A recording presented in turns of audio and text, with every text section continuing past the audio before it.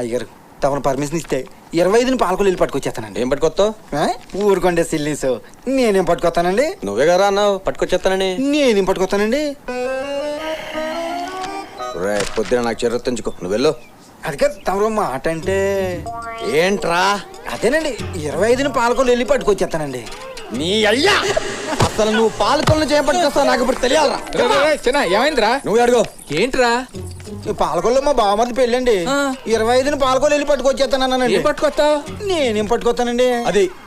అది కాదురా, పాలకొల్లు మీ బామ్మర్ది పెళ్లికి వెళ్తున్నావు, మరి. అక్కడ నుంచి ఏం పట్టుకొస్తావు? నేనేం పట్టుకొస్తానండి? నా యాల పాలకొల్లు చేపట్టుకొస్తావు చెప్పరా. ఏంటి గొడవ? ఏంటో నువ్వే అడుగు. ఏమైంది పెద్దలు? పాలకొల్లు మా బావమరిది పెళ్ళండి. 25 పాలకొల్లు వెళ్ళి పట్టుకొచ్చేస్తానండి. నీకు అర్థమైందా? పాలకొల్లో వాళ్ళ బామ్మర్ది అది పెళ్లి అర్థమైంది. 25వ తారీఖు వెళ్ళి అది అర్థమైంది. ఫస్ట్ వచ్చేస్తా అంటున్నాడు.